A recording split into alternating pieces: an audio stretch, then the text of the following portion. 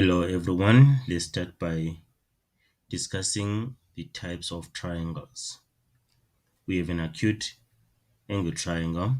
In an acute angle triangle, all three interior angles are acute, meaning that they are less than 90 degrees. Like triangle ABC, we can see that this angle is an acute angle, this is an acute angle, this is an acute angle.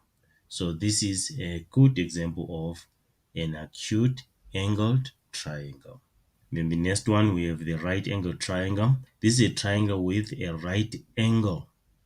So it means its largest angle is a 90-degree angle. And then we have the two other acute angles, like triangle ABC. We can see that the largest angle here is a right angle. We can see that by this symbol, which is for a 90-degree angle. The other name for a 90-degree angle is a right angle. And when it comes to right angle triangle, we have to remember the Pythagoras theorem. Pythagoras theorem, where the hypotenuse squared, in this case our hypotenuse is AC. How do we see that AC is the hypotenuse? It is the side opposite the 90-degree angle, and it is the longest side. So AC squared is equal to the sum of the squares of the other two sides. AC squared is equal to BC squared plus AB squared. That's the Pythagoras theorem. Then the reason you can just write Pythagoras. You have to remember that we have an obtuse angle triangle. This is a triangle with the largest angle being obtuse. Like we have angle B here, which is 120 degrees. 120 degrees is greater than 90. So that's why this one is referred to as an obtuse. It can be an obtuse scalene triangle if all the sides are different and all the angles are different. It can be referred to as an obtuse scalene triangle. We have the scalene triangle. All angles are different in size. Like you can check here, all the angles are different in size and all the sides are different in length. That's a scalene triangle. An isosceles triangle is a triangle that has two sides that are equal.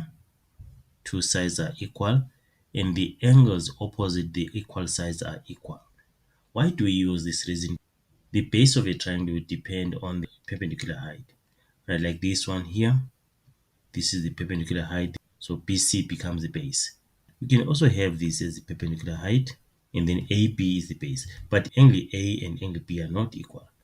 So we don't use the reason which says base angles are equal. We say angles opposite equal sides. For this triangle, we'll say the sides AB is equal to AC. And then the reason we write, we say sides opposite equal angles. Sides opposite equal angles. And then you can also say angle B is equal to angle C. These are angles opposite equal sides. These are angles opposite equal sides. So take note of these two. In an equilateral triangle, the three sides are equal and the interior angles are each equal to 60 degrees. So meaning that this is 60 degrees, this is 60 degrees, this is 60 degrees. So for triangle ABC, you can say AB is equal to BC is equal to AC, since triangle ABC is equilateral. And then also we can say that angle A is equal to angle B is equal to angle C, and each angle is equal to 60 degrees. And then since triangle ABC is equilateral. So basically these are the type of triangles that we deal with. The next tutorial is about the properties of triangles.